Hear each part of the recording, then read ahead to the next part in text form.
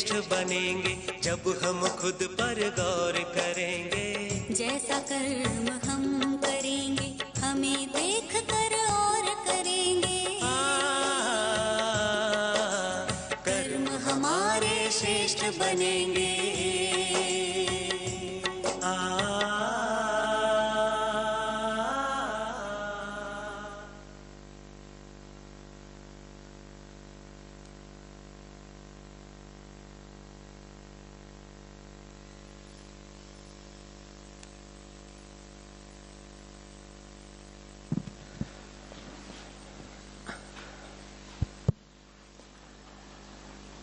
ओम शांति।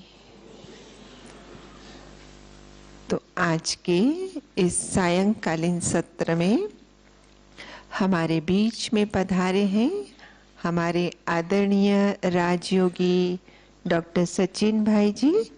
एक हाथ हिलाकर हम आपका स्वागत करते हैं, सत्कार करते हैं, अभिनंदन करते हैं। गीता के 18 चैप्टर सुनने के बाद अर्जुन ने समर्पण किया भगवान के आगे, नष्टो मोहा स्मृति लब्धा कहकर। और भ्राता जी ने आज से 18 वर्ष पूर्व 2003 में डायमंड हॉल में अव्यक्त बाप दादा की रूहानी दृष्टि और बोल सुनकर अपनी जो ईश्वर के प्रति तलाश थी वहाँ पूरी की और समर्पित हो गए भगवान के लिए। आपने लौकिक में 2002 में MBBS और MD की डिग्री प्राप्त की। फिर तो जैसे पहले दिन आपको भी कहा गया कि लोग मुख्य कोर्स करते हैं और उसके बाद बहुत छोटी छोटी डिग्रियां लेते हैं, तो आपने भी काफ़ी सारी डिग्रियां ली हुई है। MBBS MD के बाद कोर्सेज किए हैं, डिप्लोमा किए हैं, फेलोशिप की हैं। फिर हमारा मुंबई में जो हॉस्पिटल है BSES MG हॉस्पिटल, वहाँ पर करीब 3 वर्षों तक ICU ICCU में एज एन इंटेंसिविस्ट आपने अपनी सेवाएं दी है। उसके बाद कुछ समय हिंदुजा हॉस्पिटल में भी सेवाएं दी है और यहाँ माउंट आबू में 2010 से ग्लोबल हॉस्पिटल में सेवारत हैं। डिपार्टमेंट ऑफ मेडिसिन के हेड हैं आप, कंसल्टेंट फिजिशियन हैं, इंटेंसिविस्ट हैं। ये तो आपकी लौकिक क्वालिफिकेशंस हैं, लेकिन रूहानियत की क्वालिफिकेशंस अगर कहें तो बहुत ही, जैसे कहा कि अर्जुन ने एक बार समर्पण किया तो फिर जैसा आप कहेंगे वैसा ही हम करेंगे। आपको भी एक बार जब भगवान पर निश्चय हो गया, भगवान मिल गया, तो बहुत इस रूहानी मार्ग पर आते से ही चलती कला नहीं लेकिन उड़ती कला आपने अपना ली। न सिर्फ अपनी उड़ती कला बनाई लेकिन ब्राह्मण परिवार को भी अपने संग से उड़ती कला में चलने के लिए प्रेरित किया है। तो ऐसे हमारे आदरणीय भ्राता जी आज हमें प्रस्तुत करने जा रहे हैं कर्मों की किताब। आदरणीय भ्राता जी।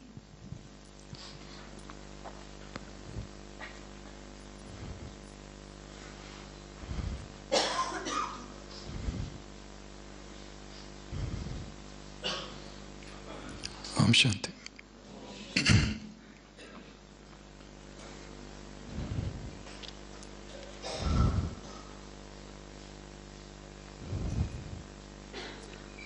डिपार्टमेंट ऑफ फॉरेंसिक साइंसेस की एक डिनर पार्टी में डॉक्टर हार्पर बिल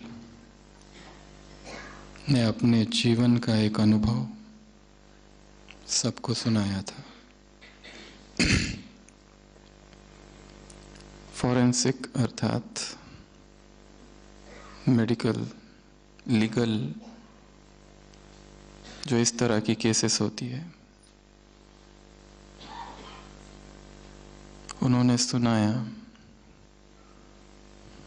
कि 23 मार्च 1994 में एक केस सामने आया। व्यक्ति का नाम था रोनाल्ड ओपस। उसने आत्महत्या की थी। ऊपर से गिरा था 10वीं मंजिल से नीचे, परंतु वो सुसाइड खाली केस नहीं थी। पता चला कि उसको तो गोली लगी है। उसने खत लिख छोड़ा था कि मैं उदास हूं, बहुत ज्यादा उदास, इसलिए खुदकुशी कर रहा हूं। पर बाद में पता चला उसके तो सिर पर गोली लगी थी, और उसने जो कोशिश की थी खुदकुशी करने की, वो भी यदि गोली न लगती तो नीचे सेफ्टी नेट लगा हुआ था तो वो बच गया होता। भले उसने कोशिश जरूर की थी। फिर ये ढूंढा गया कि गोली कहां से चली, तो पता चला गोली 9वें मंजिल से चली। केस ने अपना रुख मोड़ लिया। 9वें मंजिल पर कौन है? पता चला वहां एक बूढ़े दाम्पत्य रहते हैं। वो दाम्पत्य पति पत्नी, वहां से गोली चली है। और इन्वेस्टिगेट किया गया, पता चला उनका उस दिन झगड़ा हुआ था पति पत्नी का। आगे पता चला कि पति ने, उसके पास रिवॉल्वर थी, अपने पत्नी को गोली मार दी, परंतु पत्नी हट गई और वो गोली जाकर रोनाल्ड ओपस को लग गई। अब ये सुसाइड नहीं, मर्डर केस था। उन दोनों की जांच पड़ताल हुई। पति ने कहा इस तरह तो हम हमेशा लड़ते रहते हैं, और मैं अपनी पत्नी को ऐसे ही बंदूक दिखाकर, रिवॉल्वर दिखाकर हमेशा डराते रहता हूं, पर हमारी बंदूक में कभी भी गोली नहीं रहती है। बंदूक हमेशा, पिस्तौल हमेशा खाली रहती है।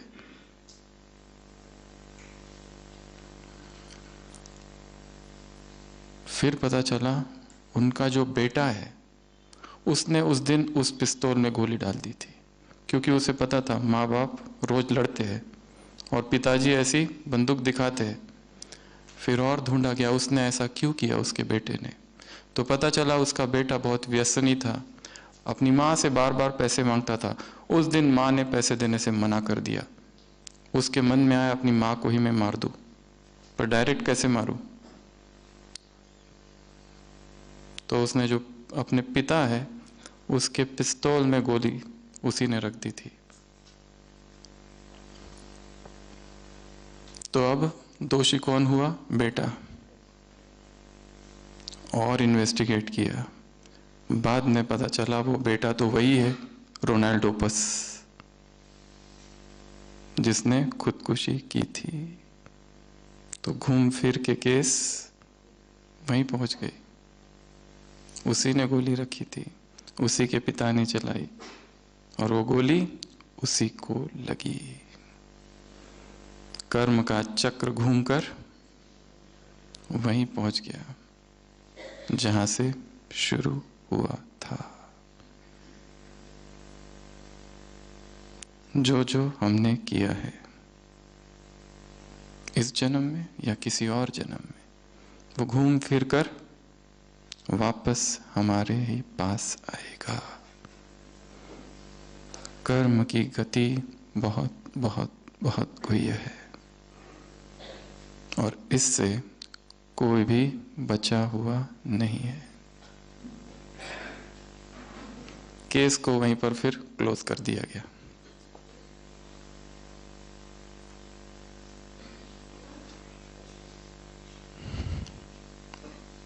कर्म प्रधान विश्व करी राखा, जो जस करई तो तस फल चाखा। ये संसार कर्म प्रधान है। भगवान कर्म फिलॉसफी में इंटरफियर नहीं करता है। भगवान कर्म के डिपार्टमेंट में और प्रकृति के डिपार्टमेंट में इंटरफियर नहीं करता है।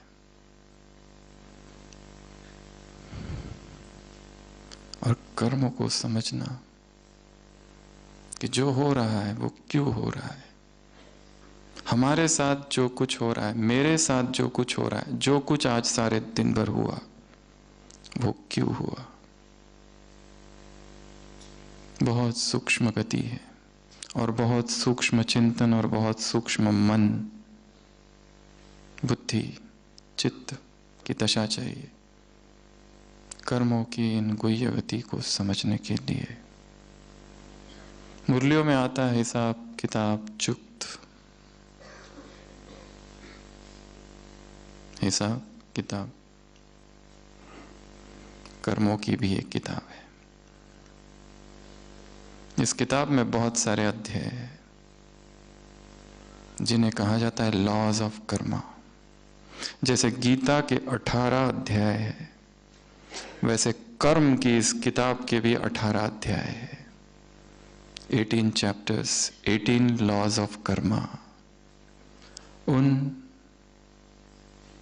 18 नियमों की, सिद्धांतों की आज हम चर्चा करेंगे। बहुत सारे नियम शायद हमें पहले से ही पता है, परंतु नाम शायद दूसरे होंगे। सबसे पहला नियम, इसे कहते हैं द ग्रेट लॉ, जिससे सभी परिचित हैं। इसे कहते हैं the law of cause and effect, कार्य कारण का नियम। जो कुछ भी हो रहा है वो ऐसे ही नहीं हो रहा, उसके पीछे कुछ न कुछ कारण है। वो शायद हमें पता नहीं। कोई हमें एक गिलास पानी भी दे रहा है, उसके भी पीछे कुछ न कुछ कारण है।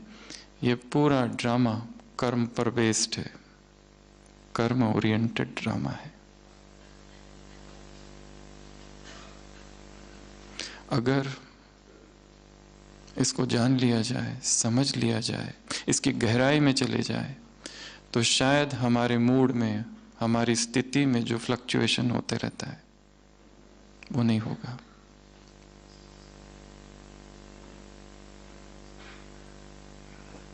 थोड़ा सा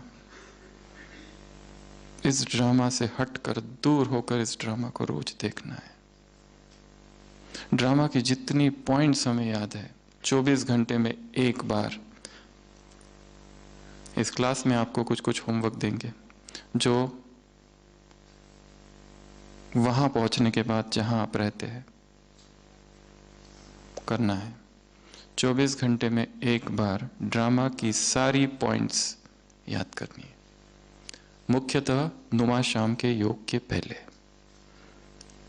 ढेर सारी पॉइंट्स है, सब जानते हैं, उसको रिवाइज नहीं करेंगे। जैसे ड्रामा एक्यूरेट है, ड्रामा में सभी एक्टर्स कैसे हैं? निर्दोष नहीं, संपूर्ण निर्दोष, सभी झगड़े समाप्त। इस ड्रामा में किसी का कोई दोष नहीं। रावण का क्या दोष? वो तो वो ही कर रहा है जो उसे कहा गया है। लक्ष्मण को गुस्सा आ रहा है, रावण इतना क्यों हंसता है जोर से? क्रोधित है रावण। सीता नाराज है रावण पर। ऐसा राम मंडली में दिखाई दे रहा है, रामलीला। थोड़ी देर के बाद पीछे तीनों बैठकर चाय पी रहे, रावण, सीता और लक्ष्मण। क्योंकि क्या था वो? खेल था। विलन का रोल दिया गया है उसे, क्या करेगा वो भी निर्दोष। यहां किसी का कोई भी दोष नहीं। ये ड्रामा एक्यूरेट है, ये ड्रामा फिक्स्ड है, ये ड्रामा अनादि है, ये ड्रामा भगवान को पसंद है। तो तुम्हें भी पसंद आना चाहिए। ये ड्रामा सत्य है। ये ड्रामा में वही हो रहा है जो होना चाहिए। ये ड्रामा न्यायकारी है, ये ड्रामा कल्याणकारी है, ये ड्रामा विविधतापूर्ण है। इस ड्रामा की कोई भी सीन रिपीट नहीं होती है।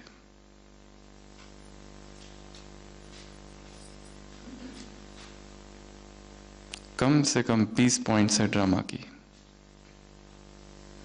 वो सारी पॉइंट्स लिखनी है, याद करनी है, और रोज शाम को शाम योग से पहले एक बार सारी पॉइंट्स तेजी से घुमाना है अपने मन में।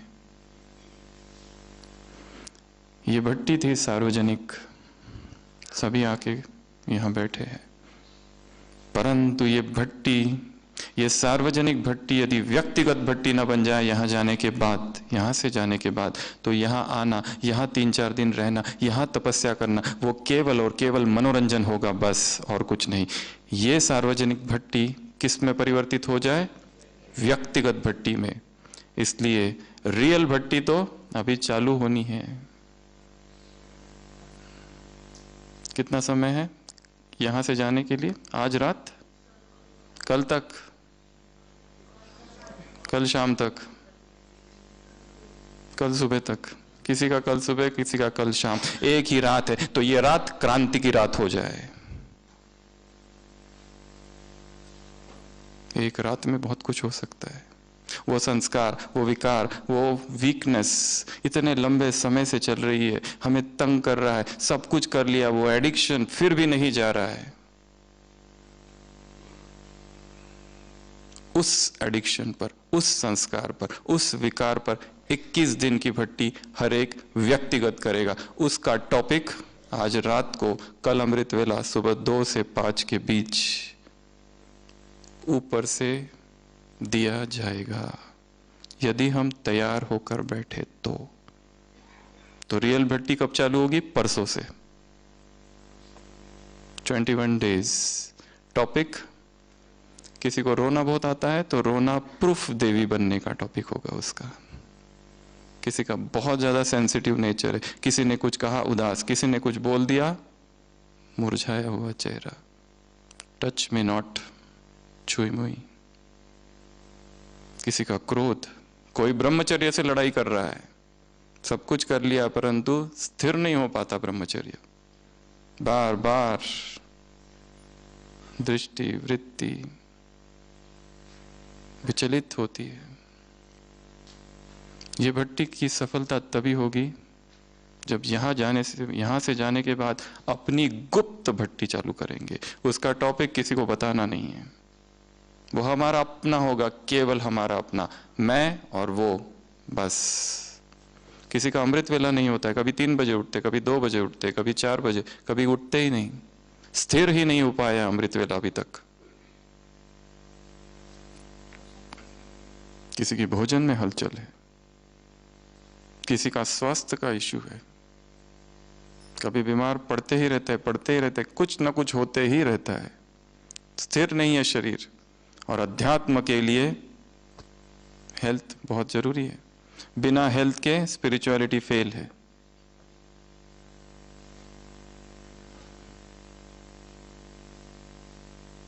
कर्म का first chapter, the great law, the law of cause and effect, कार्य कारण का नियम, जैसे करोगे वैसे भरोगे का नियम।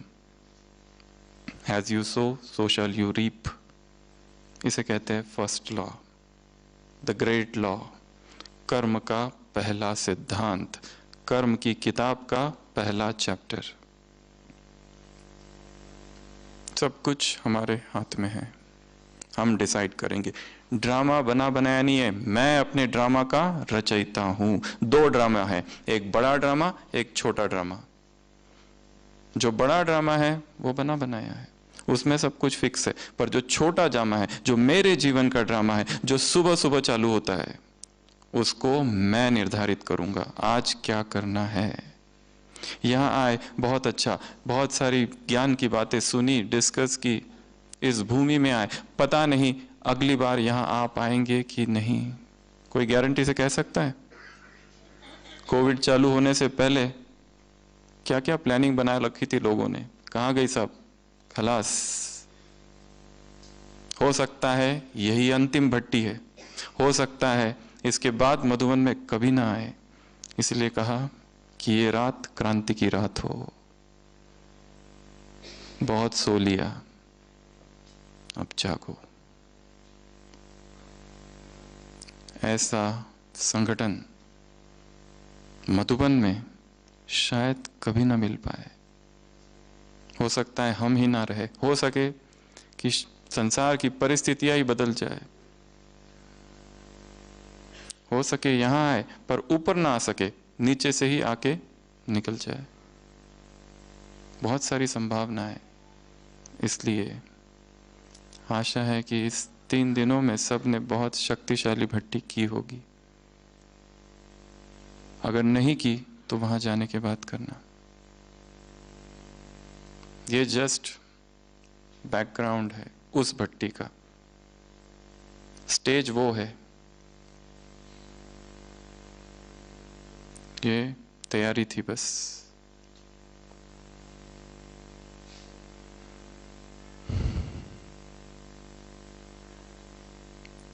अपनी डायरी में लिखना, दिन पहला 1/21, आज इस पर काम करेंगे। आज दूसरा दिन, आज इस पर काम करेंगे। तीसरा दिन, एक एक दिन गिनना है यहां से जाने के बाद। अगर जो लोग डायरी लिखते हैं, डायरी लिखना बहुत अच्छी बात है। जो नहीं लिखते वो यहीं से संकल्प करके जाएंगे कि रोज डायरी लिखेंगे। याद के चार्ट की बात नहीं कर रहे, दिनचर्या की डायरी शुरू करेंगे। रात को सोने से पहले आज क्या क्या किया, कितने बजे उठे, किससे मिले, क्या हुआ, मधुबन गए, मधुबन में हूं, कहां हूं, वो जगह का नाम। लास्ट में बाबा गुड नाइट। रोज की डायरी। किन्हीं महत्वपूर्ण व्यक्तियों से मिले, उनका नाम। अगर किसी का नाम नहीं लिखना है तो XYZ और कोड लैंग्वेज। यदि डर है कि हमारी डायरी कोई ले ना ले, देख ना ले, तो युक्ति से लिखना है। पर किसी को क्या इंटरेस्ट। हम सोचते हैं बहुत महत्वपूर्ण है, लोगों को हम में इंटरेस्ट है। किसी को कोई इंटरेस्ट नहीं है तुम्हारी राम कथाओं में। ये हमें ही लगता रहता है बस हम महत्वपूर्ण है।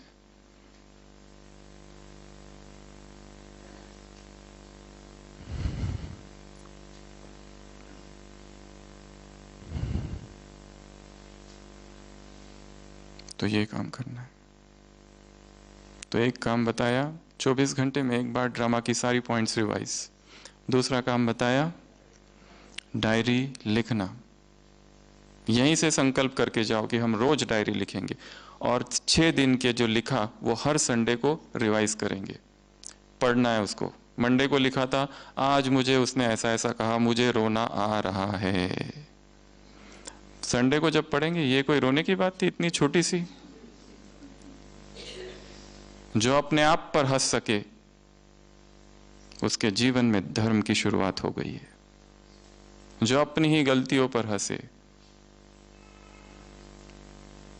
इसलिए डायरी का महत्व है, क्योंकि हमें याद नहीं रहता। हमारे इमोशनल चार्ट का हमें पता ही नहीं। इमोशंस बदलते जाते हैं प्रति पल। मधुबन में है तो यहाँ की दिनचर्या लिखो। इतने बजे उठे, फिर ये क्लास में ये पॉइंट थी, फिर यहाँ गए, फिर वहाँ गए। अभी स्थिति बहुत अच्छी है, बहुत पावरफुल स्थिति है, पॉजिटिव सब कुछ लिख रहे। यहाँ से जाने के बाद कुछ निगेटिव होता है, वो निगेटिव भी लिखो, क्योंकि ये भी मैं हूं और वो भी मैं ही हूं। ये मेरे ही व्यक्तित्व के सारे हिस्से हैं। मैंने ही इतने रूप धारण किए हैं, मेरे ही साथ ये सब कुछ हो रहा है।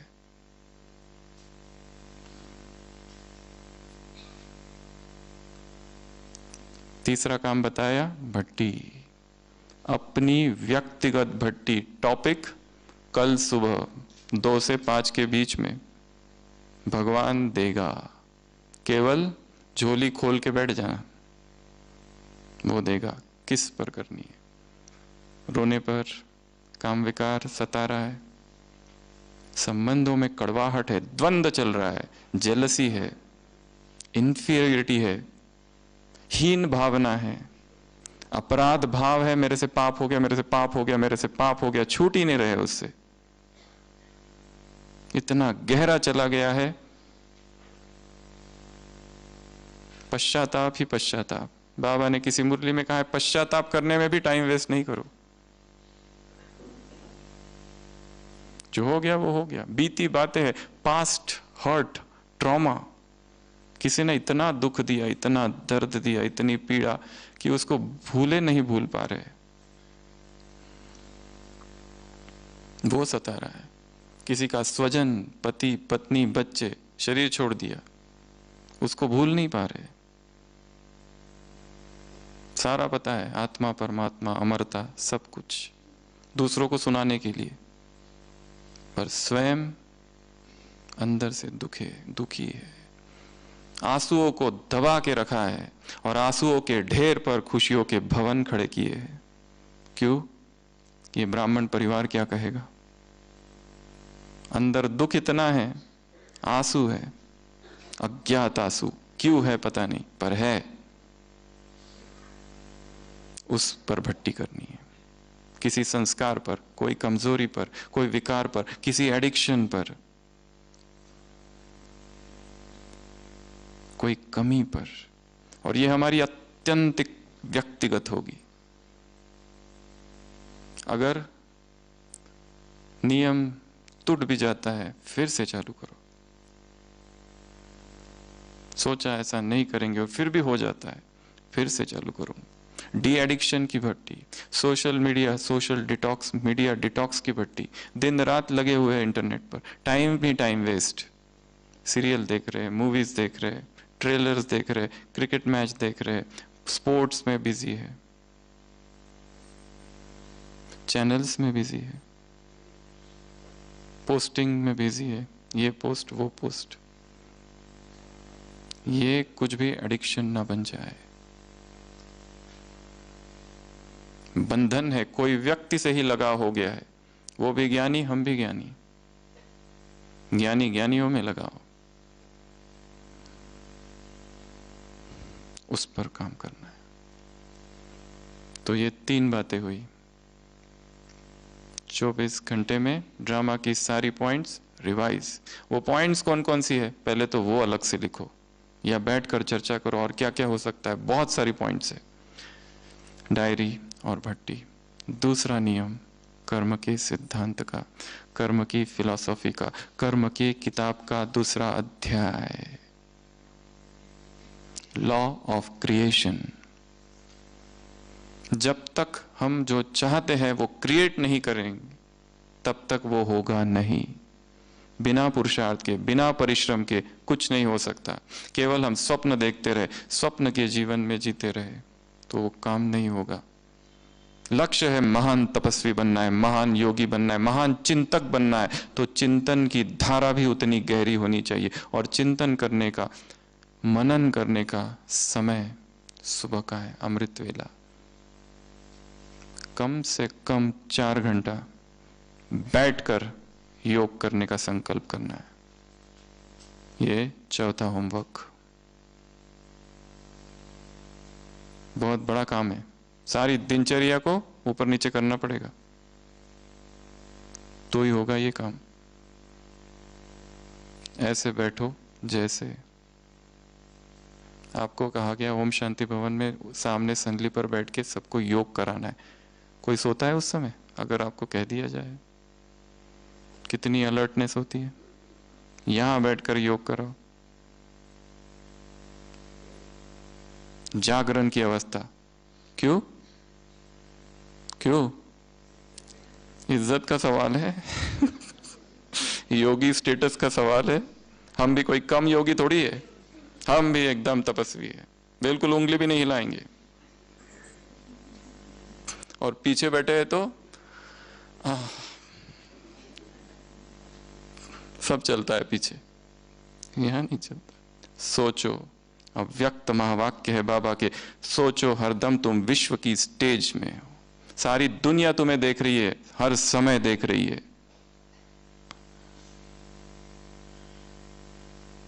व्यक्ति का वास्तविक चरित्र तब है जो अपने कमरे में बंद है, जब उसे कोई भी नहीं दिख रहा। तब क्या करते हो? तब मोबाइल से क्या करते हो?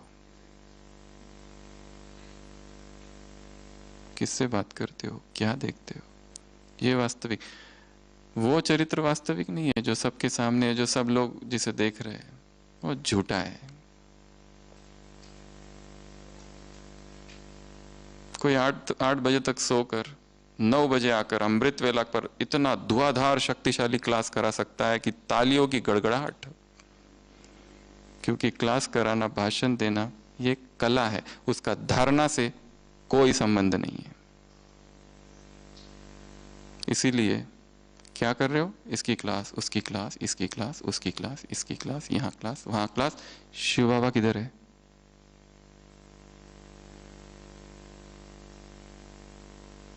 खुद का चिंतन खुद करना है। बहुत सुन लिया, सुनो, थोड़ा सुनो, चिंतन ज्यादा करो। सुनो, दूसरी बार सुनो, तीसरी बार सुनो। एक और काम दे रहे हैं सबको, नेक्स्ट होमवर्क। दादियों की यज्ञ की जितनी क्लासेस है, इतनी बार सुनो, इतनी बार सुनो कि बाय हार्ट हो जाए। उस कालखंड में प्रवेश करो, 36, 46, 40s, 50s में क्या उन्होंने अनुभव किया।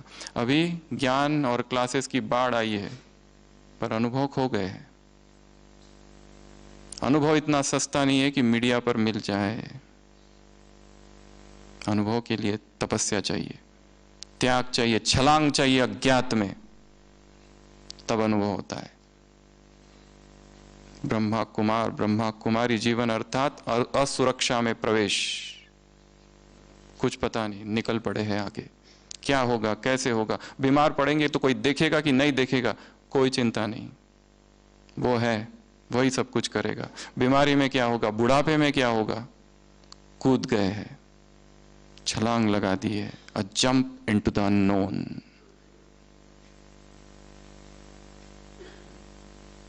इसकी अपनी भट्टी कर सकते। एक महीना दादी जानकी की जितनी क्लासेस है पूरी करो। एक महीना गुलजार दादी ने जो कुछ कहा है, और वो सुनते सुनते उस आवाज में जो प्यूरिटी है, उस प्यूरिटी को कैच कर लो,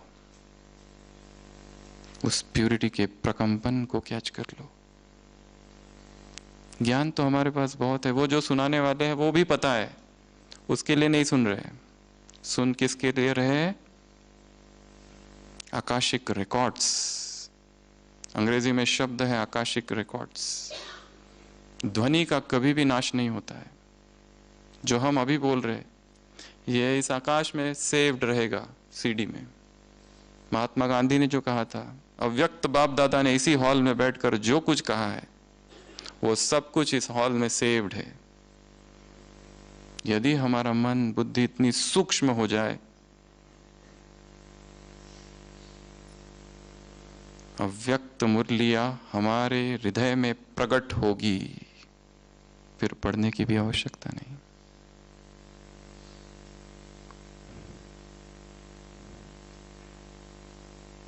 दूसरा नियम कर्म का, लॉ ऑफ क्रिएशन कहता है कि जब तक तुम क्रिएट नहीं करोगे, अपने आप चीजें नहीं होगी। चाहते हो महान तपस्वी बनना है तो महानता धारण करनी पड़ेगी, त्याग करना पड़ेगा वो सब चीजों का जो अभी पकड़ के है। क्यों अमृत वेला स्थिर नहीं हो पा रहा?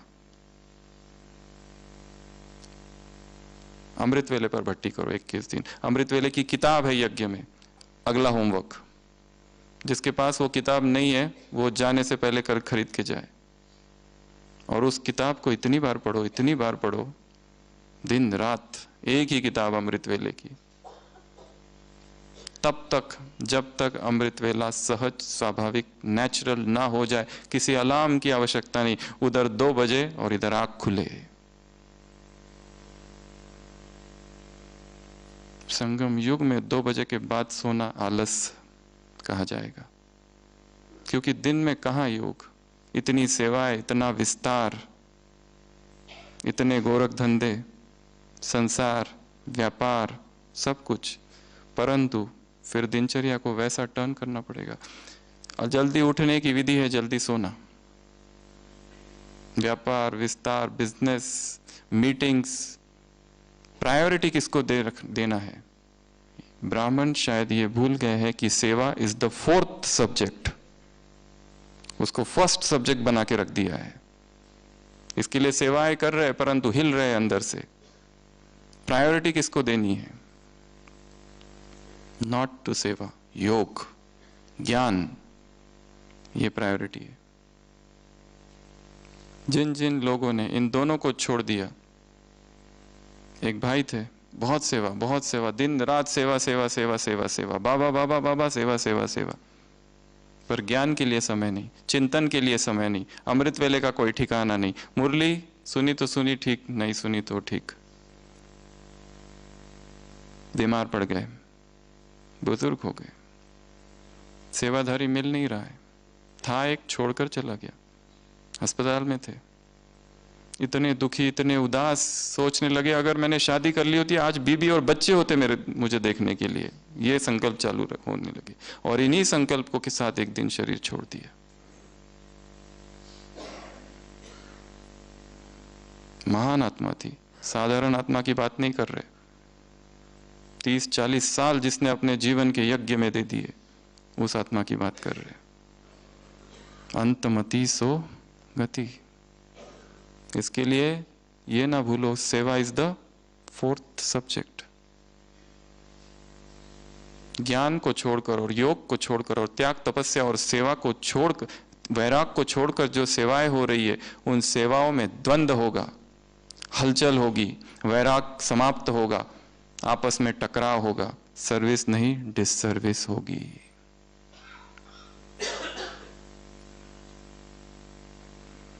क्रिएट करना पड़ेगा, त्याग करना पड़ेगा, ये लॉ ऑफ क्रिएशन है। कर्म का तीसरा नियम, लॉ ऑफ ह्यूमिलिटी, अर्थात स्वीकार करो, जो कुछ हो रहा है उसे स्वीकार करो।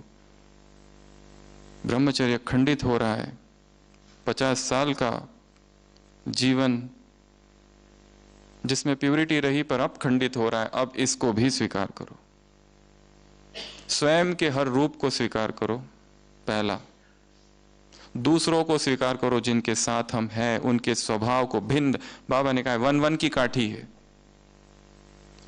हर एक व्यक्ति वैसा नहीं हो सकता जैसा मैं चाहता हूं, हर व्यक्ति वैसा नहीं हो सकता है, मेरे अनुसार नहीं चल सकता है। वो उसका अपना स्वभाव है, उसके अपने तरीके हैं, उसकी अपनी संस्कृति है जहां से वो आया है, उसकी अपनी हैबिट्स है, एडिक्शंस है, टेस्ट है। हो सकता है वो ज्ञान में इतना अच्छा नहीं है पर योग में बहुत अच्छा है। हो सकता है वो वक्ता नहीं है परंतु धारणाएं तुमसे बहुत आगे है। हो सकता है ना ज्ञानी है ना योगी है पर स्थूल सेवा में उसका कोई सानी नहीं। हर आत्मा, हर ब्राह्मण आत्मा अलग है, केवल यूनिक नहीं है, मास्टरपीस है, उत्कृष्ट कलाकृति।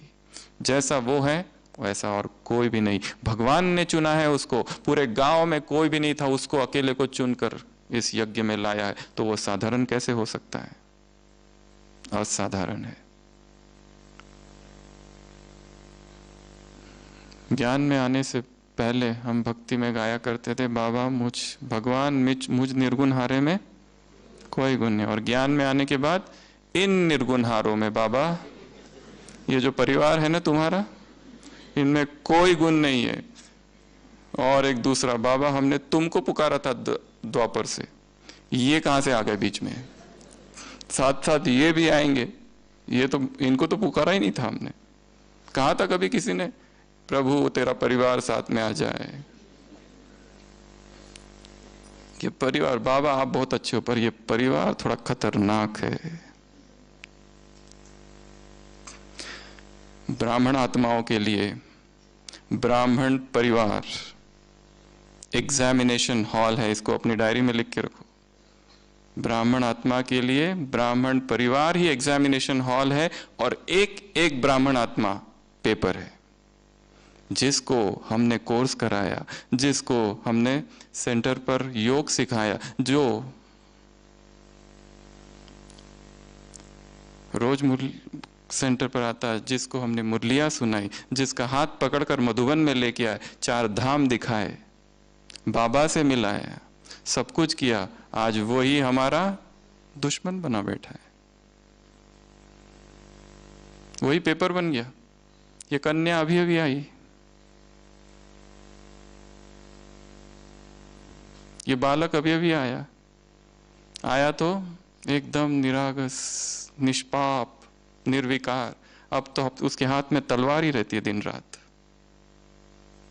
सारे हिसाब किताब, ब्राह्मणों के हिसाब किताब ब्राह्मणों के द्वारा ही चुकतू होंगे, लौकिक के द्वारा नहीं, संसार की आत्माओं के द्वारा नहीं। जहां हम रहते हैं, हमारे जन्म जन्म के शत्रु ही हमारे व्हाट्सएप ग्रुप में हैं।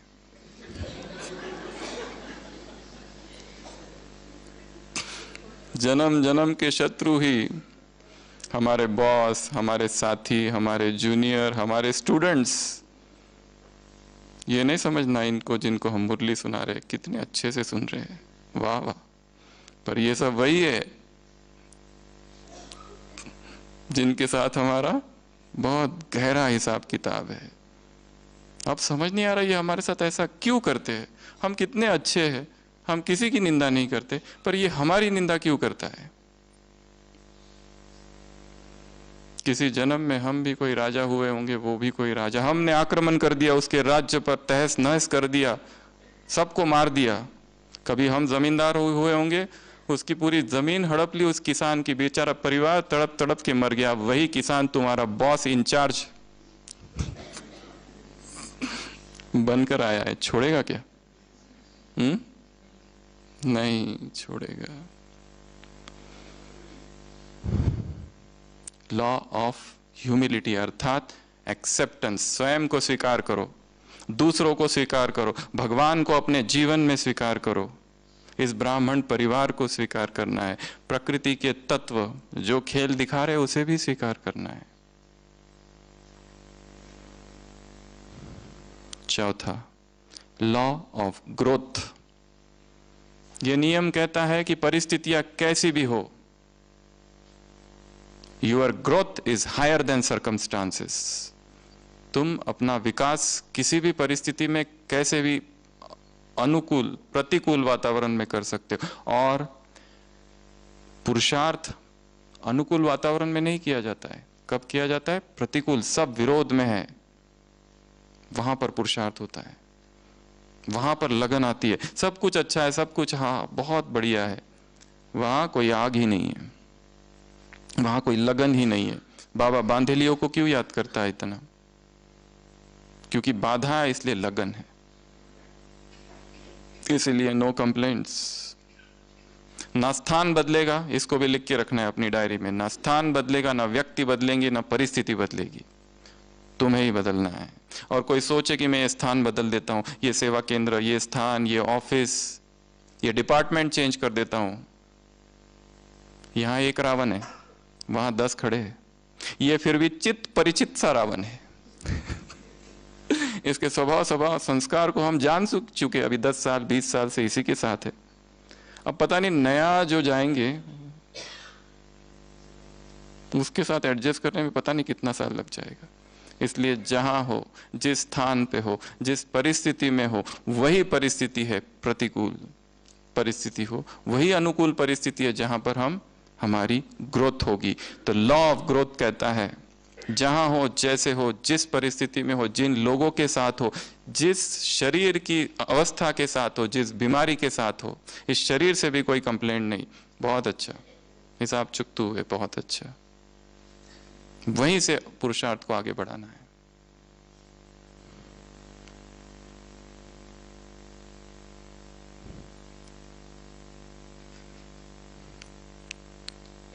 Law number 5, law of responsibility, जिम्मेदारी का नियम। जो कुछ हो रहा है उसका जिम्मेदार मैं हूं, जो कुछ भी हो रहा है। रिलेशनशिप में कहा जाता है एक नियम अपना लो तो बहुत अच्छा है। जो भी संबंध है, कौन सा नियम? I am wrong. कौन सा नियम? मैं ही गलत हूं, झगड़े खत्म। 2010 की अव्यक्त वाणी डबल फॉरेनर से मुलाकात, अव्यक्त बाप दादा। माया के 2 रूप, पहला मैं राइट हूं, दूसरा व्यर्थ संकल्प। माया का रूप क्या है? मैं राइट हूं। पहले स्वीकार करो ये कि मैं राइट हूं, फिर बात करेंगे। ये माया है।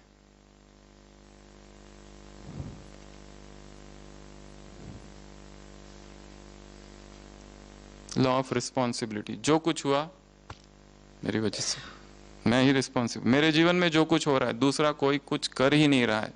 जो कुछ भी हो रहा है, कोई अपमान भी कर रहा है, कोई निंदा भी कर रहा है, किसी की वजह से धोखा हुआ है, उसके लिए भी मैं ही रिस्पॉन्सिबल हूं। कहीं ना कहीं किसी के प्रति आकर्षण हुआ है, कोई हमारे से आकर्षित हुआ है, हमारा उसमें से कोई रुचि नहीं है, पर वो हमारे पीछे पड़ गया है, उसमें भी कहीं ना कहीं मैं ही। जैसे ही रिस्पॉन्सिबिलिटी आ जाएगी, हम उस पर काम करना चालू करेंगे। जब तक ये संसार में सबसे ज्यादा कौन सा गेम खेला जाता है? Blame game. इसकी वजह से, उसकी वजह से, ये ऐसा करता है, वो वैसा करता है,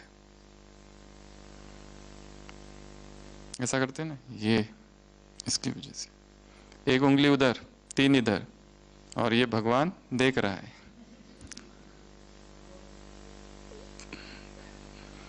स्टॉप द ब्लेम गेम। बचपन में हमारे माँ बाप ने हमको ये सिखाया नहीं, अब तक बोलते ही रहते। हमको ट्रेनिंग अच्छी नहीं मिली, नहीं मिली तो अब लो। सब कुछ स्टार्ट नाउ। भूल जाओ इसमें उम्र कितनी है, कितने वर्ष हुए, सब भूल कर नए से सब कुछ चालू करना है। I begin now. अब तक नहीं किया पुरुषार्थ, अब चालू करो। अब तक नहीं किया मुरलियों का चिंतन, टोटल अव्यक्त मुरलियां है 1068, 1068, 69 से लेके 2070 जब तक अव्यक्त बाप दादा। कितने हैं यहाँ पर जिन्होंने सारी अव्यक्त मुरलियां पढ़ ली है? एक भी नहीं छूटी। हमने मुरलियां पढ़ी नहीं, और हमारे जीवन में परिस्थितियां आती है, हम बाबा को कहते हैं बाबा ये आउट ऑफ सिलेबस है। ऐसा कैसे हो गया? ऐसा भी होता है क्या?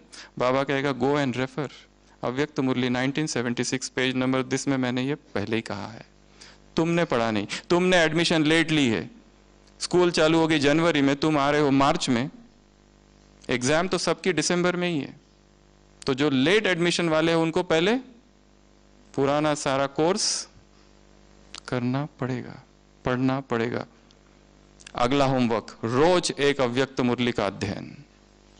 अपनी एक नई सीरीज चालू करो, 70, 76, 78, 79, कोई भी एक सीरीज ले लो, कोई भी एक ईयर ले लो। जो जिसका बर्थडे है ना वो वाला ईयर से चालू कर दो। 86, 96 जो भी, वहां से अपनी एक सीरीज चालू करो, रोज एक अव्यक्त मुरली। और अव्यक्त मुरली पढ़ने का समय अमृत वेला के तुरंत बाद, ताकि वो बुद्धि में बैठे अच्छे से। खाली पढ़ने से कुछ नहीं होगा, अंदर जाना चाहिए। वो एक एक वाक्य भगवान के फिलॉसफी है, डीप साइकोलॉजिकल उसमें छिपी हुई है। पीएचडी का थीसिस का टॉपिक है एक एक वाक्य। कितना कम समय रह गया और हम कर क्या रहे? ज्ञान फर्स्ट सब्जेक्ट है और हम संतुष्ट हैं। हमने मुरली सुन ली, हमारी प्रेजेंट ही लग गई। क्लास में गए, मुरली क्लास में बैठे, डायरी खोली, मीठे बच्चे, प्रश्न उत्तर, डायरी बंद, डोलना चालू, बीच में झुटका, फिर एकदम से मीठे मीठे सिकी लदे, फिर से डायरी ली। पॉइंट नंबर 1, पॉइंट नंबर 2, वरदान, स्लोगन, डायरी, आज का कारोबार पूरा हुआ, अब कल देखेंगे। कुछ कुछ माताएं अपनी डायरी सेंटर पर ही छोड़कर जाती है, कल मिलेंगे। सेंटर से बाहर चप्पल पहनते पहनते महावाक्य गया, घर पहुंचते पहुंचते प्रश्न उत्तर गया, नाश्ता बनाते बनाते वरदान सार गया, नाश्ता खाते खाते वरदान गया, काम पर जाते जाते दूसरे काम करते करते स्लोगन गया, शाम होते होते सब कुछ गया। शाम को कोई पूछता आज की मुरली कैसी थी? बहुत अच्छी। क्या था वो मत पूछो, बस बहुत अच्छी थी बोल दिया ना। पहले तो आते नहीं और फिर पूछते हो कैसी है, दादी जानकी का क्लास बहुत अच्छा था, कहां थे तुम, आना चाहिए था तुमको। क्या था वो मत पूछो।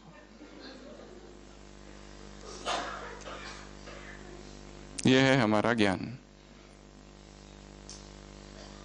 ना उसका कोई चिंतन हो रहा है।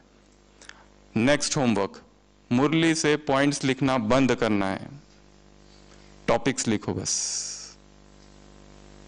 और सारे दिन भर उन टॉपिक्स पर फिर चिंतन करना है।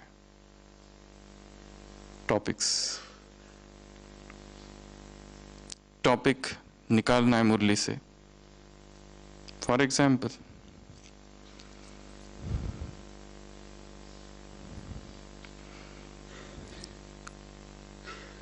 आज सुबह का वरदान, मन बुद्धि को जहां चाहो वहां लगा सको।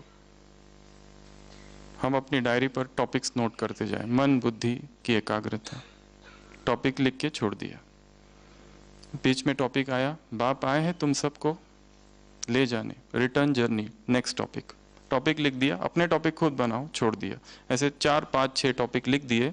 अब सारे दिन भर उन टॉपिक्स पर चिंतन करना है। आज ही कहा ना बाबा ने, नोट्स निकालो और उस पर चिंतन करो। आज सुबह की साकार मुरली, नोट्स निकालो, चिंतन करो। लिख लिया, पॉइंट्स बहुत लिख ली, डायरिया पता नहीं कितनी भर गई होगी। कौन ऐसा होगा जो पुरानी डायरी खोलकर देखता है? कभी नहीं, बहुत कम। हमको क्या चाहिए? ताजा माल चाहिए।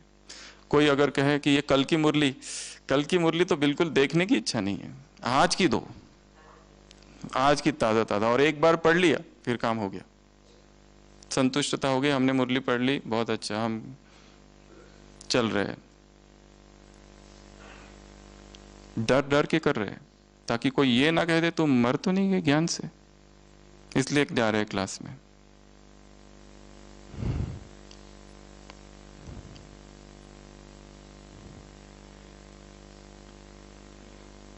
टॉपिक्स रोज की मुरली से निकालने और फिर सारे दिन भर उन पर चिंतन करना है। मुरली सुनते सुनते ही बस टॉपिक लिख दो, छोड़ दो, टॉपिक लिखो, छोड़ दो।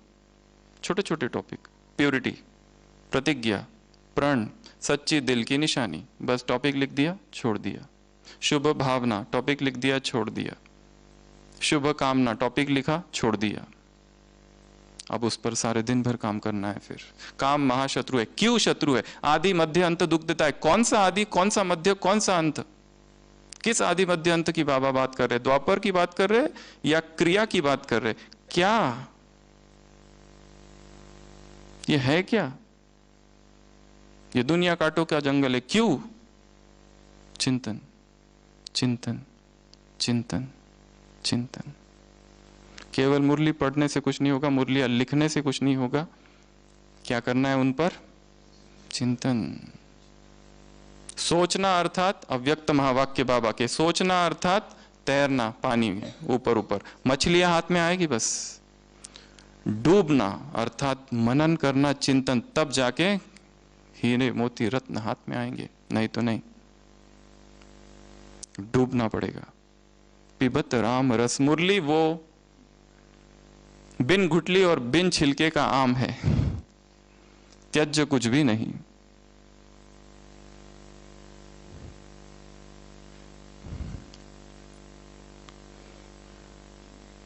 Next 6 law of connection.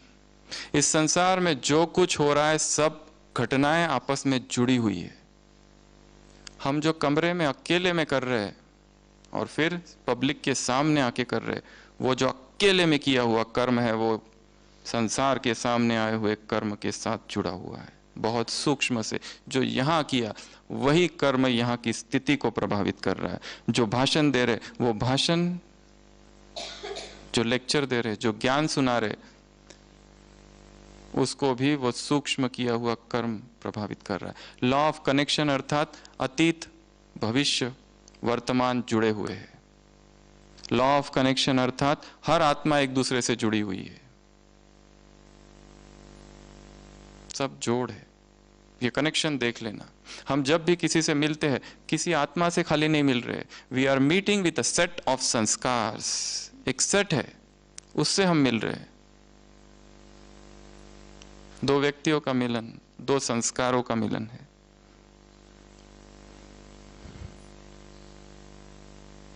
Catch करना है, समझना है इसको, इस कनेक्शन को समझना है। सब जुड़े हुए हैं, लॉ ऑफ कनेक्शन। अगला law of focus, 7th law of focus, अर्थात मल्टीटास्किंग को थोड़ा कम करना है। यदि किसी भी चीज में सफलता चाहिए, योग में सफलता चाहिए, मोबाइल को बंद करो, अलग कर दो उसको, थोड़ी देर के लिए साइलेंट कर दो। डिस्ट्रैक्शंस जहां होंगे वहां पर एकाग्रता नहीं है। टाइम, अगला होमवर्क, टाइम वेस्टर्स और एनर्जी ड्रेनर्स की लिस्ट निकालनी है। मेरे जीवन में सबसे ज्यादा टाइम वेस्टर क्या है? फोन कॉल्स, मैसेजेस, बातें, इसकी चर्चा, उसकी चर्चा, ये करूं वो करूं। What are the time wasters? ये सब टाइम वेस्ट कर रहे हैं मेरा। उसकी एक अपनी लिस्ट बनानी है, व्यक्तिगत list. Law of focus. Murli पढ़ना है तो ऐसे पढ़ो कि जब अब मुरली के अतिरिक्त तो कुछ है ही नहीं। मुरली सुनने बैठो तो ऐसे सुनो जैसे इसके अतिरिक्त अभी कुछ भी नहीं है, मैं वही हूं, मन बुद्धि वही है जहां है। एक का भोजन करो तो ऐसी एकाग्रता से भोजन करो कि दूसरा फिर कोई और ख्याल नहीं। इतनी एकाग्रता, हर चीज में एकाग्रता। अभी मुरली भी चली थी लास्ट संडे, एकांत और एकाग्रता। बीच बीच में घड़ी घड़ी थोड़ा थोड़ा एकांत चुराना है, जमा करना है मौन को।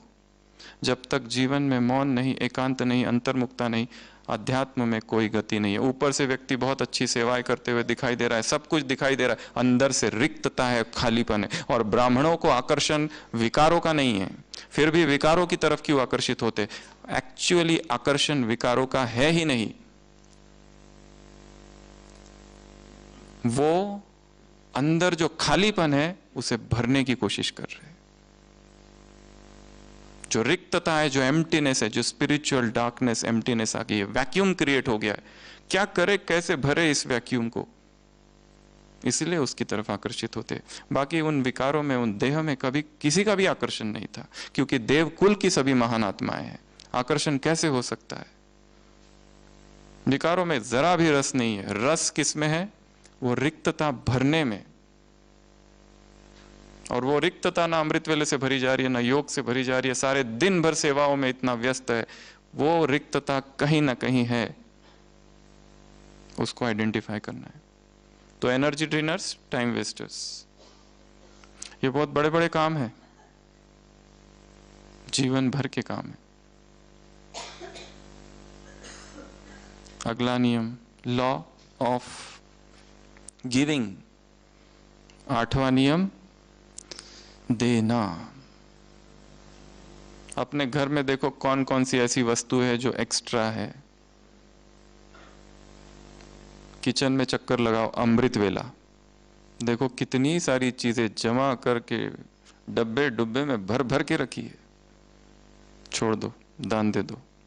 जूते देखो कितने हैं, कपड़े देखो कितने हैं, साड़ियां देखो कितनी है, कितनी व्यर्थ की सारी, इतनी स्थूल चीजें इतनी इतनी जमा कर रखी है। जाने दो, और आ जाएगी, अपने आप आ जाएगी। होर्डिंग नेचर, जिन्हें स्थूल चीजें एकत्र और संग्रह करने का स्वभाव है, उनके अंदर लोभ वृत्ति प्रकट होती है, अपरिग्रह। दादी जान की हॉस्पिटल में आए थे, बर्थडे सेलिब्रेशन था, कभी इतनी सारी गिफ्ट सब ने दिए, ये दिया वो दिया वो दिया ये दिया, दादी दादी दादी। दादी ज्ञान सरोवर गए, हम दादी से मिलने गए थे, देखा दादी सब बांट रही है वहां पर।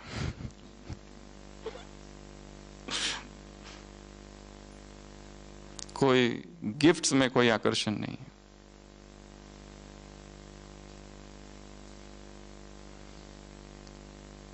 कितना जमा करके रखा है। गिविंग, देने में बहुत सुख है। ये तो स्थूल बातें हो गई, सूक्ष्म तो बहुत कुछ है देने जैसा, वो सभी जानते हैं क्या क्या है। अगला, law of change. 9th law of change. जो कुछ अभी चल रहा है, जो कुछ अभी हो रहा है, सब बदल जाएगा। हमें लगता है हम बहुत अच्छे हैं, सब कुछ ठीक चल रहा है, पर ये परिस्थितियां बदल जाएगी। सब कुछ अनित्य है, अनित्य है, अनित्य है, अनित्य है, अनित्य है। कुछ भी लंबा नहीं चलने वाला। आज हिसाब किताब चल रहा है, जैसे जीवन और मरण की यात्रा है वैसे हिसाब किताब का भी A to Z है, वो भी एक यात्रा, एक दिन खत्म होगी। ये बीमारी चल रही है शरीर की, ये भी समाप्त हो जाएगी। शायद हम ही कारण है इसको रोक के रखे हुए हैं। लॉ ऑफ चेंज होगा।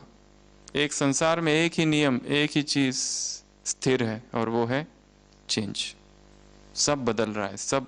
इस हॉल में आप सुबह जो बैठे थे, छोड़ो, इस क्लास की शुरुआत में ये जो हॉल था और अब जो हॉल है ये बदल चुका है। प्रतिपल सब कुछ बदल रहा है। यहाँ के वाइब्रेशंस बदल गए। ये लग रहा है कि ये माइक वही है, ये वो माइक वही नहीं है, बदल गया। ये शरीर भी बदल रहा है, सब कुछ बदल रहा है, सब कुछ प्रतिपल बदल रहा है। उस बदलाव को देखना है और उसके अनित्य स्वभाव को देखना है और उससे वैराग लाना है। नहीं तो हमारा आकर्षण हो जाता है, जहां हम रहते हैं उससे आकर्षण हो जाता है, मोह हो जाता है। एक व्यक्ति था, उसके पास कुत्ता था, बहुत प्रेम था उसे कुत्ते से। उसे विदेश जाना था कुछ सालों के लिए, उसने अपने पड़ोसी को कुत्ता दे दिया, तुम संभालो। उस पड़ोसी ने उस कुत्ते की बहुत अच्छी देखभाल की, बहुत अच्छे से संभाला। ये व्यक्ति वापस आया, मेरा कुत्ता, ये लो तुम्हारा कुत्ता, दे दिया, संभाला बस। कोई आकर्षण ही नहीं, कोई मोह ही नहीं उसमें। ये भी नहीं जैसे हॉस्पिटल में कोई नर्स होती है, पीडियाट्रिक वार्ड में, बच्चों के अस्पताल में नर्स काम करती है, 50 बच्चे हैं वहां, सबकी देखभाल करती है, परंतु उसे पता है ये मेरे नहीं है। पर इसका मतलब ये नहीं है कि वो देखभाल नहीं करती, सबका केयर करती है, सब कुछ करती है, पर उसे पता है इनमें से मेरा उधर है घर पे। अनासक्त। वैसे ही ये संसार, ये लोग, ये परिस्थिति, ये सारे मित्र संबंधी, सब कुछ ऐसा नहीं इनसे भाग जाना है, प्रेम करना है, पर ऊपर ऊपर से करना, थोड़ा ऐसे हाथ भिरा देना ऊपर ऊपर से। सच्चा प्रेम ऊपर, एक बाप से। क्योंकि देहधारियों के प्रेम का कोई भरोसा नहीं है। इस संसार में शिव बाबा के अतिरिक्त हमारा कोई भी सगा नहीं है, सब सौतेले।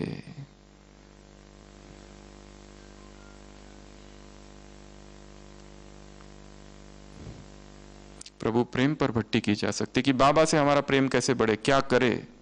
अगला होमवर्क, स्पार्क में बहुत सारी छोटी छोटी किताबें हैं, कोई भी एक किताब ले लो और उसी पर भट्टी करो। अपनी तकिया के नीचे वो किताब रख दो, उठते ही एक पैराग्राफ, एक बाबा के महावाक्य पढ़ना, फिर दोपहर को पढ़ना, फिर शाम को वही पढ़ना। छोटी छोटी बुक्स, उसको ऑफिस में कहीं पर भी साथ में लेके जाया जा सकता है।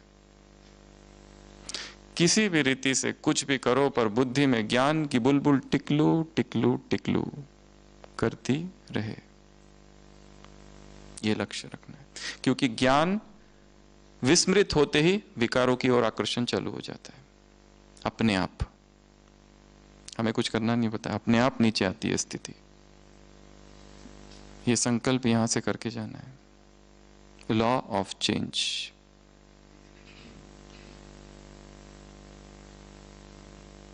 अगला, law of here and now. अभी वर्तमान में जीना है। अगर हम यहां पर बैठते हैं तो हमारा आधा मन किधर जाता है, अतीत में या तो भविष्य में। बस वर्तमान छोड़कर सब जगह भटकता है। योग में बैठते हैं, थोड़ा बहुत एकाग्र होता है, फिर इधर जाता है, फिर इधर जाता है।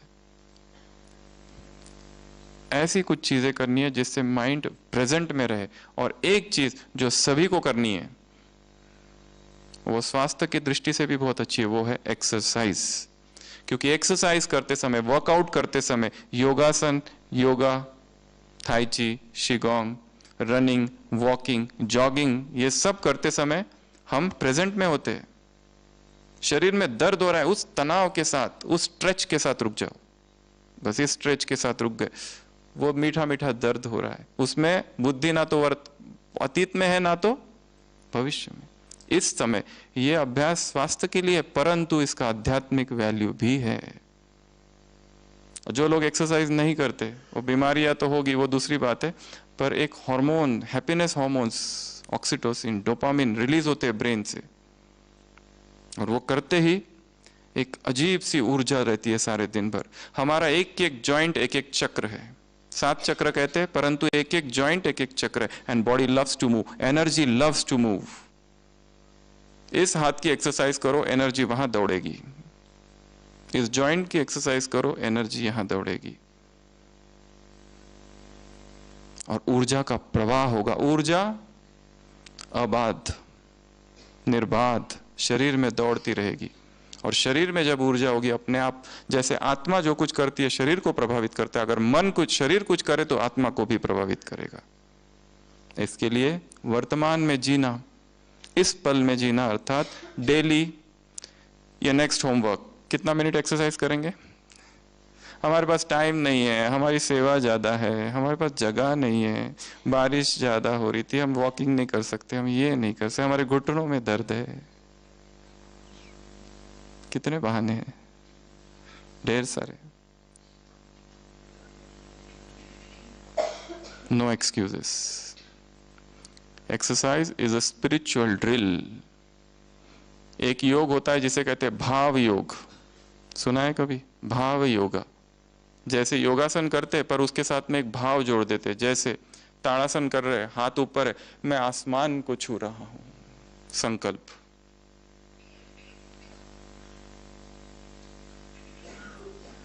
कोई भी आसन करो, उसके साथ एक स्वमान जोड़ दो, तो वो योग भी हो जाएगा।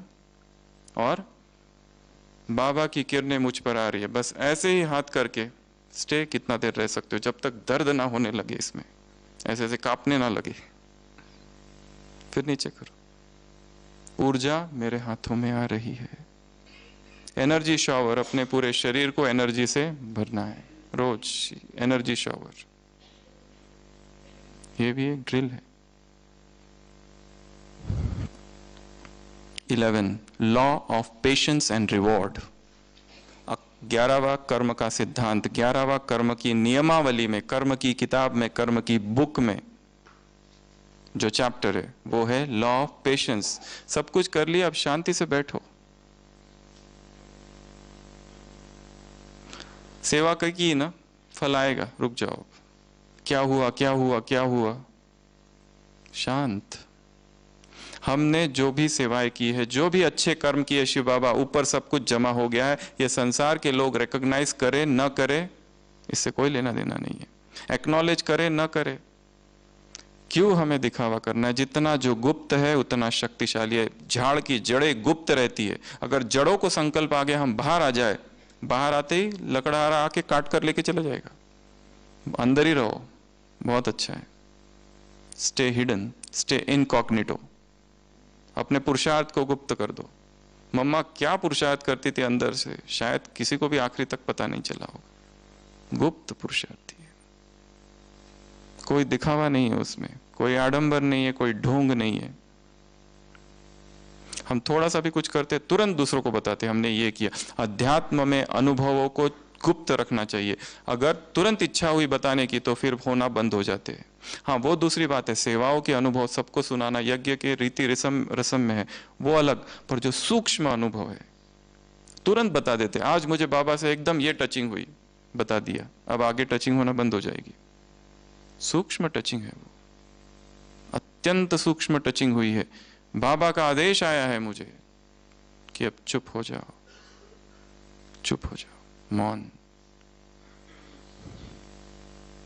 कर्म का 11वां सिद्धांत, law of patience and reward. धैर्य धारण करो, शांत, सब कुछ होगा। कर्म करो और भूल जाओ, कुछ पता नहीं क्या किया, कैसे किया।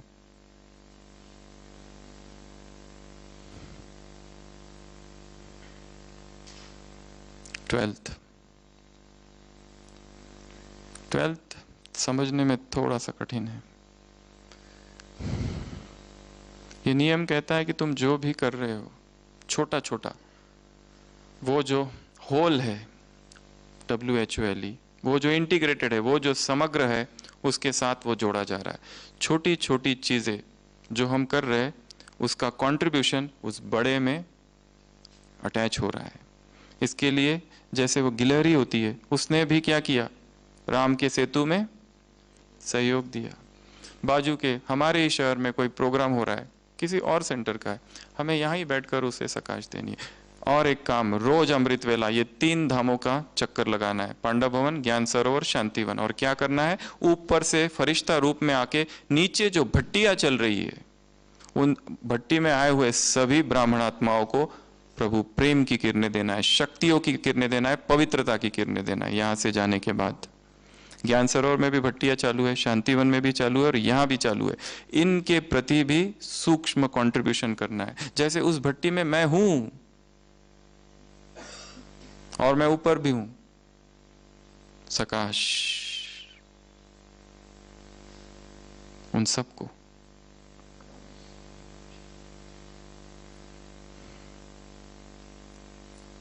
ये 12th लॉ है कर्म का।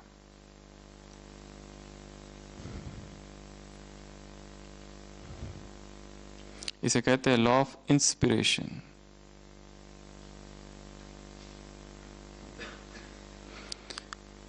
कर्म का 13वां नियम, लॉ ऑफ लव, जिसे शब्दों से नहीं जीता जा सकता, उसे हम किससे जीतेंगे? प्रेम से।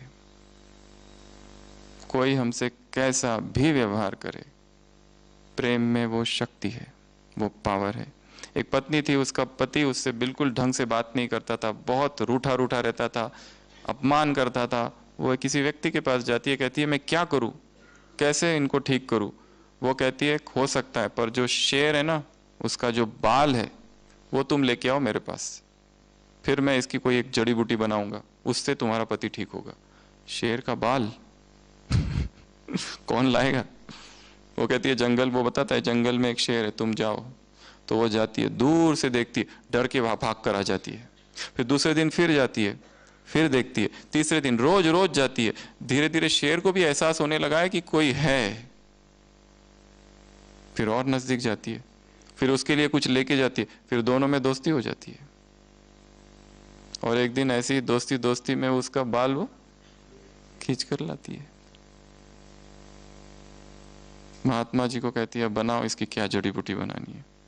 वो कहती मुझे नहीं आता जड़ी बूटियां बनाना। तो फिर जो तुमने इस शेर के साथ किया वही अपने पति के साथ करो। युक्ति युक्त, राजयुक्त क्या करो, उसको ऐसा प्रेम का जाल फेंक दो कि वो उसमें उसकी गिरफ्त में आ जाए। और पति के और पुरुषों के हृदय का रास्ता उनके पेट से चालू होता है, पता है ना? यहां से लॉ ऑफ लव। लव की परिभाषा, लव कोई emotion come, love is an energy, ऊर्जा है प्रेम। यदि हमें दूसरों को प्रेम देना है, फर्स्ट स्टेप है हमें अपने आप को प्रेम से भरना पड़ेगा। लव ब्रेथ मेडिटेशन होता है एक, श्वास लेना, प्रेम अंदर ले रहे, श्वास छोड़ते समय मेरे हृदय का सारा प्रेम विश्व में फैल रहा है। श्वास लिया, प्रेम मेरे अंदर गया, श्वास छोड़ा, प्रेम सारे संसार में। या फिर कोई व्यक्ति है, उसको वो प्रेम जा रहा है। इसको कहते हैं लव ब्रेथ मेडिटेशन। इसका अमृत वेला अभ्यास करना है। और इसमें और एक चीज, वर्तमान में हम आ जाते हैं, क्योंकि श्वास को जोड़ रहे और श्वास वर्तमान है। जितनी गहरी श्वास ले सके उतना लेना और फिर छोड़ना। Love breath meditation, law of love. अगला law of faith. Law of faith क्या कहता है? जिस पर तुम्हारा विश्वास है उसी के द्वारा तुम ठीक होंगे। लोग आते हैं, हजारों डॉक्टरों के पास जाते हैं, आखिर वो झाड़ फूक वाला होता है, उससे जाके ठीक होते हैं। क्यों? क्योंकि विश्वास है उस पर कि तुम जो भी दोगे, जहर भी दे दोगे ना, तो हम उससे ठीक हो जाएंगे। Law of faith. ये फेथ केवल हेल्थ के लिए नहीं है, बाकी और भी चीजों के लिए। मुझे कुछ नहीं होगा, मैं ठीक हूं, ये विश्वास। अगर कुछ हो भी जाए तो मैं जल्दी ठीक हो जाऊंगा, ये विश्वास। मेरा ये शरीर बाबा को दिया हुआ है, वो ध्यान रखेगा, विश्वास। विश्वास, विश्वास का नियम बहुत बड़ा नियम है। लोगों ने अपनी बड़ी बड़ी बीमारियां इससे ठीक कर दी है। जो कोई डॉक्टरों ने कहा था ये ठीक नहीं होगा, डॉक्टर ने पेशेंट से कहा कि तुम अभी 1 महीने से ज़्यादा नहीं जियोगे, अब क्या करूँ, जाओ तुम। डॉक्टर को वो पेशेंट 6 मास के बाद मिलता है। डॉक्टर शॉक्ड, अरे तुम? वो कहते हैं हाँ, किसी ने मुझे कहा राम जी की भक्ति करो, मैं राम जी की भक्ति में लग गया, राम जी ने मुझे ठीक कर दिया। विश्वास। ऐसे ढेर सारे उदाहरण है। एक पेशेंट हमारे हॉस्पिटल में था, वो 100 वर्ष की थी उम्र, बहुत खराब बैड कंडीशन थी, अभी बस जाने ही वाले हैं। काउंट्स हर दिन बढ़ रहा था, 40,000, 50,000, 60,000। रिलेटिव से बात किया, बिल बढ़ रहा है। वो कहा, उन्होंने कहा ठीक है, आपका ये इच्छा है तो आप घर ले जाओ, शायद जाते जाते ही ये शरीर छोड़ देंगे। तो उन्होंने कहा, कुछ कहा नहीं, चुप ही रहे और लेके चले गए। हमने कहा ये तो गया होगा। 1 महीने के बाद फोन आया, डॉक्टर साहब पिताजी को सिरदर्द हो रहा है। व्हाट? सिरदर्द? कोई दवाई बताओ। अभी है क्या? हाँ वो तो ठीक हो गए। क्या किया? कुछ भी नहीं किया। विश्वास किया तो जरूर होगा कुछ। लोगों का विश्वास है अजीब हो, जितनी ट्रीटमेंट अजीब हो गरीब होगी उतनी ज्यादा वो काम करती है। विश्वास, फेथ। फेथ से, faith is can move mountains, इतनी पावर है उस फेथ में। पर रोआ रोआ, बाइबल में लिखा है, if you have a faith and if you order the mountain get up and get planted on the sea and it shall obey your order. अगर तुम पर्वत से कहो हे पर्वत उठ और जा समुद्र पर जा गिर, तो वो तुम्हारी बात मानेगा। एक महिला ने ये बाइबल का वाक्य सुना, वो अपने घर गई, खिड़की खोली और देखा सामने पर्वत है। उस पर्वत से कहा हे पर्वत उठ, जाकर समंदर पे गिर। खिड़की बंद की, सो गई। सुबह उसे उत्सुकता थी कि पर्वत वहां नहीं होगा। उसने खिड़की खोली, पर्वत को देखा, उसने कहा मुझे पता था। ये फेथ नहीं है, ये झूठा फेथ है। फेथ अर्थात इतना फेथ, इतना फेथ, इतना फेथ। इसलिए बाबा ने कहा निश्चय बुद्धि केवल 8 है बस। Law of faith. अगला लॉ ऑफ वाइब्रेशंस। ये सारा संसार ऊर्जा का समंदर है, वाइब्स है सारे। हम जो सोचते हैं, संकल्प, कल्पना, जो कल्पनाएं करते मन में, स्मृति,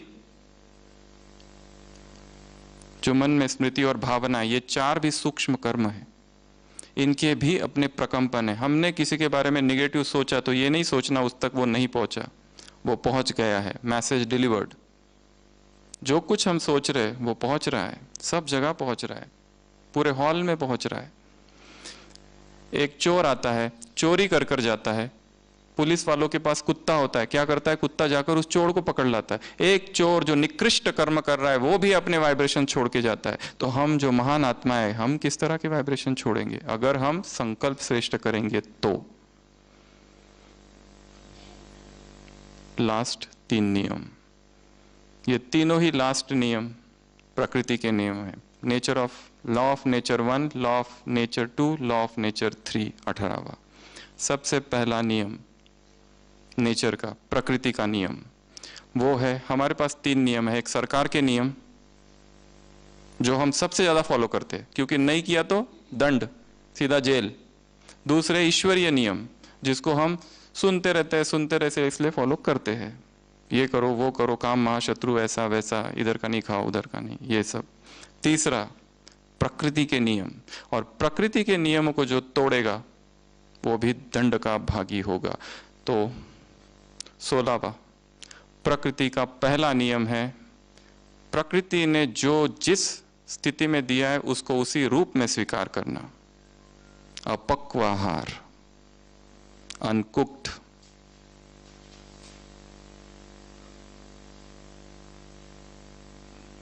जैसे ही कोई चीज को आग में डाला वो सत्व तत्व सब नष्ट हो जाता है। इसलिए चाहे कोई भी हो, ऊपर से नीचे तक, जिसने भी प्रकृति का, नेचर्स फर्स्ट लॉ, जिसने भी इस रूल को तोड़ा वो दंड का भागी होगा, और दंड होगा शरीर की बीमारियां। प्रकृति का आदेश है, जो चीज हाथ में रखकर अपने आप से पूछो, ये चीज क्या मैं वैसे ही खा सकता हूं जैसे वो है? ये बहुत बड़ा टॉपिक है, इसको जस्ट एक टच करके यहां छोड़ रहे। परंतु ये नियम का जिसने भी ऊपर से लेकर नीचे तक, जिन्होंने भी इस नियम को तोड़ा, प्रकृति का ये अकाट्य नियम है कि उसे हमारे लिए जो बना हुआ है वही फल मेवे। हम तो क्या फलों के बगीचे के मालिक थे और कहाँ खेती के गुलाम बन गए। कहाँ अनाज, ये हमारा आहार ही नहीं है। हमारा आहार ये तो पक्षियों का है। हमारा आहार क्या है? जितना शुद्ध आहार की तलाश, सात्विक आहार, शुद्धतम की तलाश में आगे आगे, केवल इसके हाथ का नहीं खाते और उसके हाथ का नहीं खाते, इसके हाथ का नहीं खाते, इसका नहीं खाते, बाहर का नहीं खाते, पर यहां ही तो संसार खड़ा करके रख दिया है इतना बड़ा। वो शोक वाटिका, अशोक वाटिका और ब्राह्मणों की छोक वाटिका, वो विषय सागर वैतरणी, यहां तेल वैतरणी नदी। हर चीज को तल तल के, जला भून भून कर, मार मार कर, गला कर खाना, ये हमारा नियम नहीं है। ये प्रकृति का नियम है। जो भी इसको तोड़ेगा उसको दंड मिलेगा, खाली देर से मिलता है, किसी को तुरंत भी मिलेगा। ये शरीर की रचना किस लिए हुई है, किस तरह से हुई है, इसको समझना है। और जैसे ही प्राकृतिक पर आएंगे, अपने आप अशरीरीपन आसान होगा, अपने आप शरीर में हल्कापन होगा, शरीर की सारी चर्बी, सारे रोग, सारी दवाइयां जो ले रहे हैं कटोरा कटोरा भर के, वो सब खत्म होगी। प्रकृति का 17वां नियम। दूसरा, एनिमल एंड एनिमल प्रोडक्ट्स, जो हमारा आहार नहीं है, वो जितना हम डालेंगे कहीं ना कहीं बीमारी आएगी। उसमें मिल्क और मिल्क प्रोडक्ट आता है। लास्ट 18वां चैप्टर,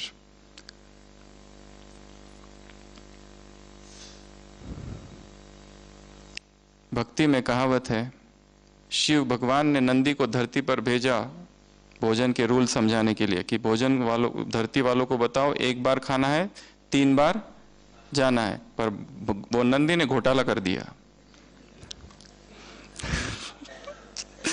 उल्टा कर दिया, 3 बार खाना और 1 बार जाना। और तब से सारी बीमारियां चालू हुई। इसलिए अंतिम लास्ट रूल 18th, जो कर्म के सिद्धांत में ये 3 प्रकृति के नियम डाले, इंटरमिटेंट फास्टिंग। हमारी दिनचर्या में 24 घंटे में अपने शरीर को भूखा रखने की आदत डालनी है,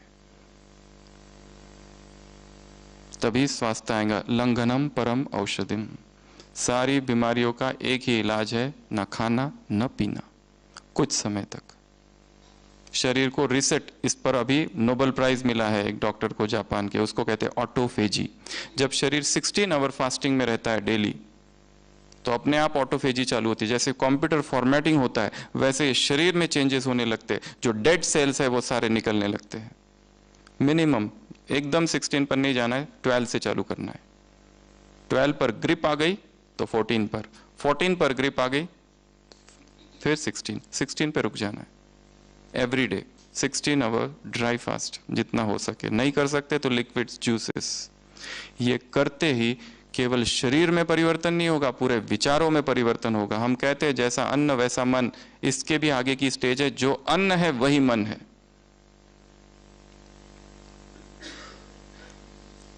इसके लिए जितने सत्व तत्व उसमें होगा, प्राणिक ऊर्जा उसमें होगी, वही प्राणिक ऊर्जा हमारे शरीर में दौड़ने लगेगी और सारे रोग नष्ट होंगे, सारी बीमारियां हट जाएगी, सारी दवाइयां हट जाएगी। और एक स्वास्थ्य क्या है, पूरे ब्राह्मण परिवार में ऐसे गिने चुने ही होंगे कि जिन्हें स्वास्थ्य क्या है, जिनका उन्होंने अनुभव किया है। स्वास्थ्य अर्थात मैं दवाई नहीं लेता, मैं अच्छा सब कुछ हूं, इसको स्वास्थ्य नहीं कहते। अचानक एक दिन हार्ट अटैक, अचानक एक दिन कुछ हो जाता है, क्यों? हमने तो कभी बीड़ी सिगरेट नहीं, फिर ये कैंसर कहां से आ गया? अनाज।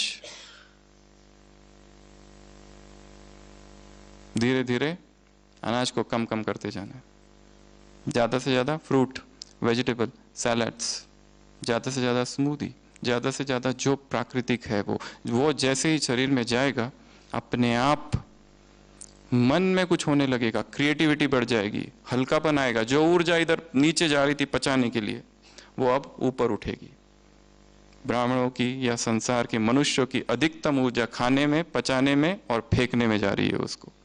ये बच जाएगी और माइंड पावरफुल होने लगेगा, अशरीरीपन सहज होने लगेगा, योग शक्तिशाली होने लगेगा, चिंतन की क्वालिटी बढ़ जाएगी, वाणी में पावर आएगी एक अद्भुत सी। तो ऐसे कितने रूल्स हो गए? 18th rules, 18 chapters. उसमें 3 भोजन से संबंधित थे और बाकी जो थे सारे वो जीवन से संबंधित थे। और बहुत सारे होमवर्क भी दिए। ये last homework 12 hour daily fasting. रात को 8 बजे भोजन कर लिया, अभी सीधा अगले दिन 8 बजे इसको करो। फिर ये ग्रिप आ गई 14, ग्रिप आ गई 16 पे रुक जाओ। और जैसे ये करोगे अपने आप नींद की अवधि कम कम होती जाएगी। फिर किसी को बोलने की जरूरत नहीं, किसी अलार्म लगाने की जरूरत नहीं, अपने आप आंख खुलेगी। और जितना हो सके रात्रि का भोजन सूर्यास्त से पहले अगर हो जाए तो बहुत अच्छा। हमारे शरीर की बायोलॉजिकल क्लॉक सूरज के साथ जुड़ी हुई है। सूरज उधर डूब गया, मुख बंद, इसमें बहुत कुछ हो जाएगा, बहुत कुछ। ये प्रयोग करके देखने, ठीक लगे तो करो, नहीं लगे तो रिजेक्ट। जरूरी नहीं है कि करना ही है। समय पूरा हो गया है। तो क्रांति की रात है, एक रात अभी बाकी है। ओम शांति।